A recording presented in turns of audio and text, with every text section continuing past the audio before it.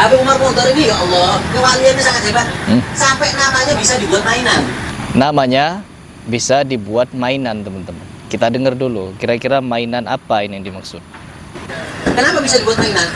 Kalau kita di Indonesia, anak TK mainnya pengusutan. Ya. Pengusutan. Kalau anak sini nggak naik ke atas loteng, teriak, ya Umar Mukhtar, buk, sakit dalam. Berkat manggil nama Umar Mukhtar, nggak ada yang buka, nggak ada yang luka, naik lagi. Ya Umar Mukhtar. Jadi menyebut nama Habib Umar Mukhtar, siapapun lompat dari atas loteng katanya, dari atas ketinggian lah yang dimaksud. Sampai ke bawah, nggak sakit, nggak patah, nggak gagar otak, nggak mati, lagi lompat dari atas. Nyebut lagi namanya Habib Umar Mukhtar. Ini Habib namanya sudah bisa menyelamatkan orang. Ini namanya saja, teman-teman. Jadi kalian nggak perlu, ya Allah, nggak perlu. Ya Umar Mukhtar, lompat, selamat. Sudah berasa Tuhan. Dan memang jadi Tuhan sudah.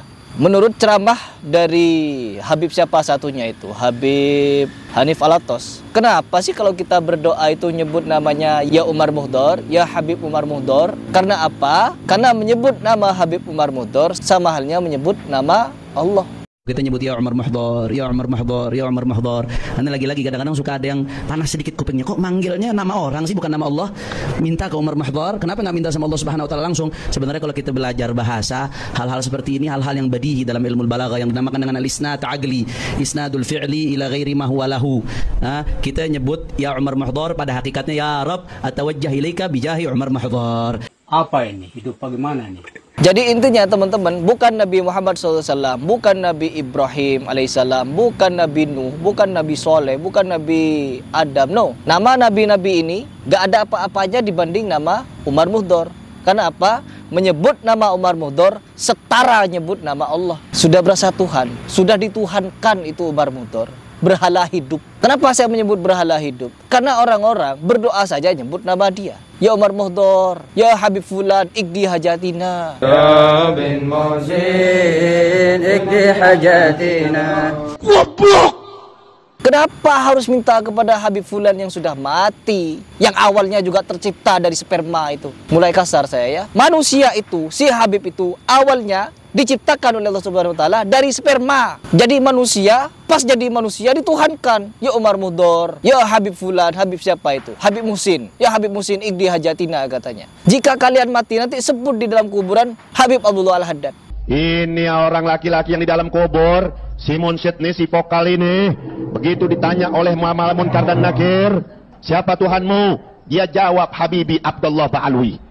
Maksudnya Habibi Abdullah bin Abdullah Habibi, ya Abdullah bin Alwi Al-Haddad. Dia jawab, ya, ditanya sama Munkar Nakir, man rabbuka? Habibi Abdullah Ba'alwi. Coba dengarkan. Man nabiyuka? Habibi Abdullah Ba'alwi. Gemeter Habib Abdullah. Goblok! Ada Habib yang menyebutkan, kami tidak gila hormat. Kita tidak minta untuk disanjung, dipuji, diberikan santunan. Tapi kalian wajib memuliakan. Catat baik-baik, kami para habaib tidak gila dengan pujian, tidak gila dengan sanjungan. Tapi kalian wajib untuk memuliakan para habaib. Artinya apa? Memuliakan itu sudah paket komplit. Kalau kalian ingin memberi kepada habaib, jangan sebut infak, jangan sebut zakat. Kalian harus menyebutnya hadiah. Jadi memuliakan mereka dengan cara memberi hadiah. Artinya apa? Sudah meminta-minta secara doktrin. Coba lanjut dulu, Habib Mukhtar ini. Betul, Bu. Ayo lagi. Pengusutannya pakai namanya Umar Mukhtar. Betul. Karena seperti yang kita katakan tadi, beliau termasuk sahibul balad, orang yang paling cepat kalau dipanggil. Jadi Habib Umar Mukhtar nyebut nama Habib, Habibnya datang teman-teman, nyelamatin.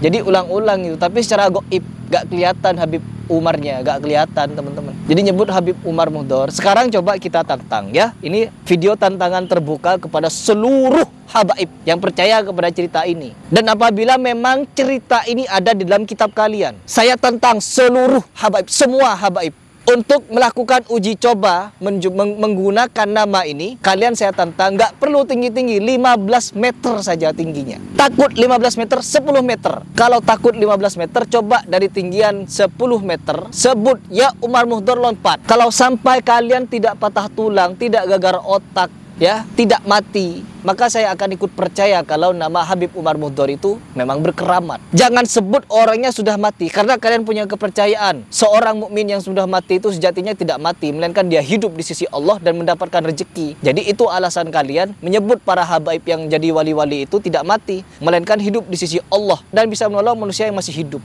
Menolong apa? Memberikan rezeki. Ya Habib Muhsin Idi Hajatina, ya Habib ini, ya Habib ini, minta apa namanya? Uang merah fulus yang halus-halus itu.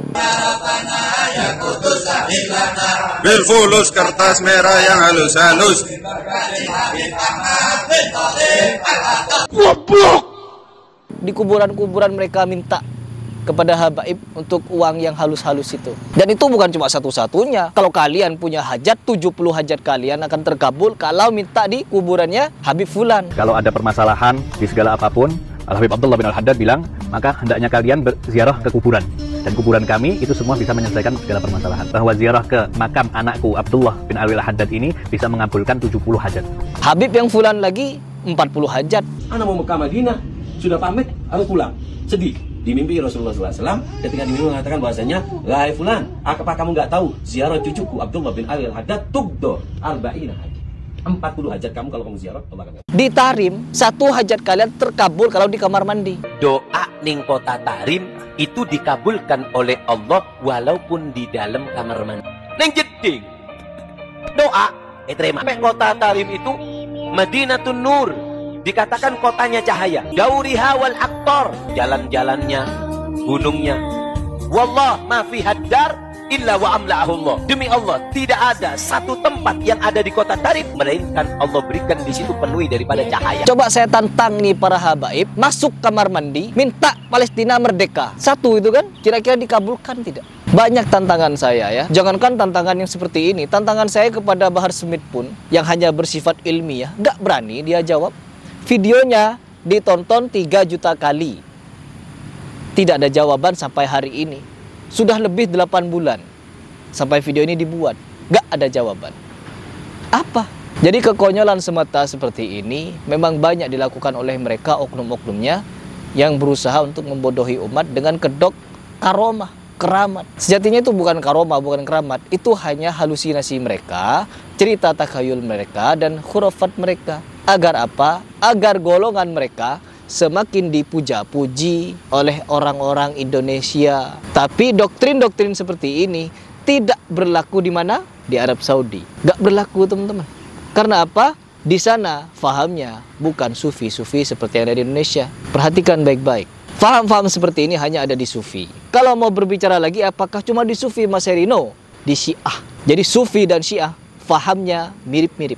Sama seperti ini. Ahlul Bait sama mereka. Keramat-keramat sama mereka. Rangka-rangka di kuburan sama. Apalagi anggo-anggo ya ibadah di kuburan sama. Jadi banyak kesamaan antara Syiah dan Sufi. Jadi perlu kalian garis bawahi, kenapa Islam di Indonesia terkhusus banyak yang aneh nyeleneh? Karena sudah banyak terkontaminasi ajaran-ajaran aneh dari Syiah ataupun Sufi.